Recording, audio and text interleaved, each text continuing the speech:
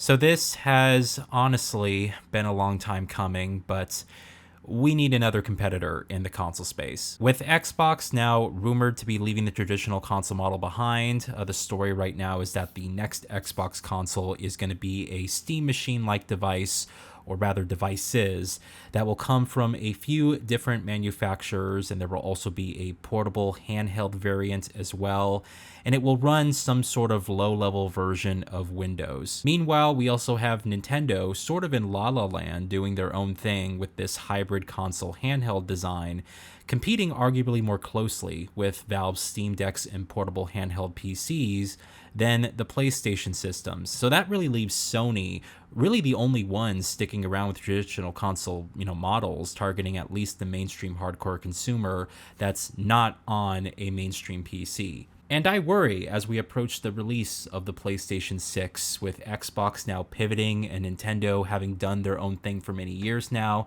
It just really leaves Sony to essentially do whatever they'd like, unchallenged by any competition, which could mean for us higher prices, more restrictive measures, or perhaps practices that are just more anti-consumer and corporation focused. I see from some that many blame the failures of Microsoft for the state of comfort that Sony is in right now.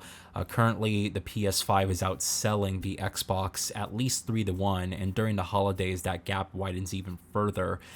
Because Sony essentially feels, unchallenged. We have seen this substantial shift in attitude from the company from back when they were trying to sell the PS4, trying to get on gamers' good graces after the sort of, flip-floppy design issues of the PlayStation 3. So, I mean, if you're a PlayStation fan, you're probably feeling a bit underwhelmed, to say the least. While we have a ton of stuff coming out and some great stuff on the horizon, it took half the generation to basically get to a point where it feels like the core PlayStation development studios are actually outputting aggressive new IPs.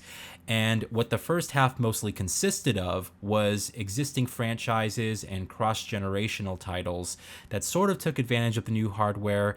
And of course, you can't forget those plentiful remasters and remakes of last-gen games. I really think gaming is changing drastically. I think the next generation is probably going to be the last traditional generation we see. And perhaps, what will happen is this weird flux of more plentiful hardware upgrades, a wider adoption of the PC ecosystem, and expectations that gaming goes anywhere with you through the use of portable handhelds and streaming devices. The idea is a sort of universal access to your library through subscription models, and I really feel that Valve is going to be the only one sort of offering a traditional, experience of purchasing a game without needing to subscribe, as each of these companies seems to be kind of, putting together their own model of putting games into a vault, giving you access to them, or tying some sort of access to a subscription. We see this more evident now as exclusives are pretty much dead. I mean, Sony and Nintendo are sort of holding on for dear life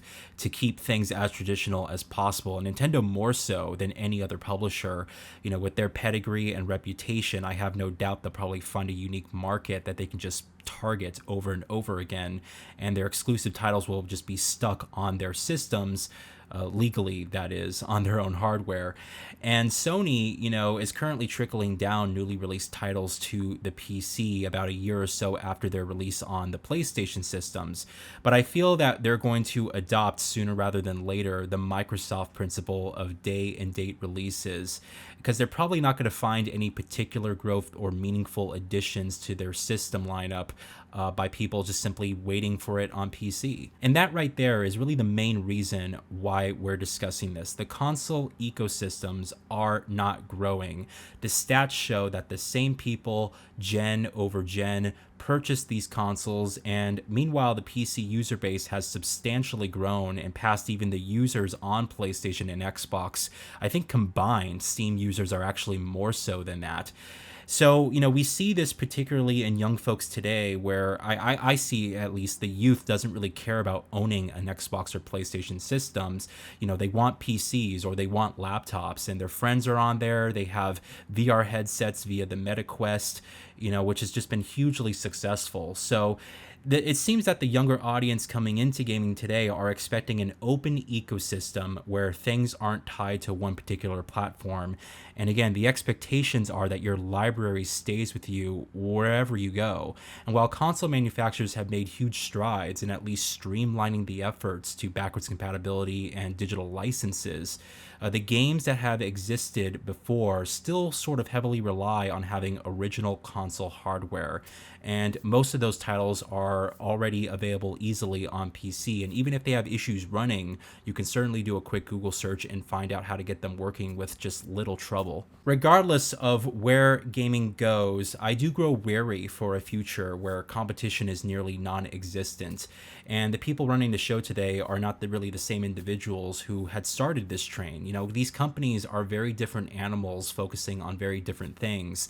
And it seems that the war of platform superiority is over. Now the battle is who can compete for ownership of your time, who can get the most amount of people to spend the most amount of time on their platform and keep that user base growing and growing and being healthily stable. It's interesting, you know, I could have never imagined back when I started doing YouTube here that gaming would become so different. And as I see it changing, I certainly don't want to be someone who sort of just abandons the hobby based off the fact that, you know, it is very different compared to how it started when I was growing up. You know, at the same time, there will undoubtedly be some growing pains. And I expect that there's going to be quite a legality war over ownership and subscription models. And it's coming for everything and everyone. I'm sure Microsoft will probably introduce a subscription-based model for Windows in the future. I mean, you could imagine that you'd have to subscribe to Windows to get all the updates and new versions as soon as possible. And I'm sure even email will eventually become a subscription-based model, probably opting for storage increases and requirements, you know, and having different feature sets and stuff. This is going to be a very difficult transition, and I'm certainly going to hold on to as much as I can ownership-wise to be able to keep my stuff and ensure that with little issue, my day-to-day routine and lifestyle isn't heavily impacted by this. But as far as gaming goes specifically, at least, I feel we definitely need someone else to kind of really step in and balance the scales here. There was this rumor some time ago that Valve would be re-releasing Steam machines under a singular device, running Linux and the Steam OS on top of that, and it would be competing in the console space, essentially offering a boxed version of the Steam Deck that you can connect to your TV. It would still, you know, be on the Steam ecosystem, and you could just download and have access to those games, but it would still be, of course, PC architecture at the end of the day. Honestly, I hope that's true. I think many like myself really adore the couch theater experience. And while you can certainly have that with a PC, the idea of keeping a large rig connected to your television and then going into Steam from a Windows boot kind of compromises the simplicity of the element there. It'd certainly be nice to have one beautiful small to medium sized box that just boots into Steam like the Steam Deck, and you're off to playing your digital library. And sure, you'd have to optimize the games, and some, you know, wouldn't run if the hardware wasn't capable. But Valve has really done a good job at least notifying which games run really well on Steam Deck. So I think just having to tweak that slightly, you know, would be a very attractive offering to those looking for a couch experience with full native, you know, surround sound. They've invested all that money into their setup, and they don't want to lose that. It'd be a great idea to create a device like that that would get people on the Steam ecosystem without having to, you know, compromise on sitting, you know, in a desk or having a large rig connected to your television. In any case, let me know what you guys think. I feel this future is going to be coming rapidly, and it's going to be kind of transitioning when we don't really realize it the most. And as always, I appreciate you guys watching these videos, and we'll discuss later. I'm looking forward to hearing your thoughts. All right, have a great day.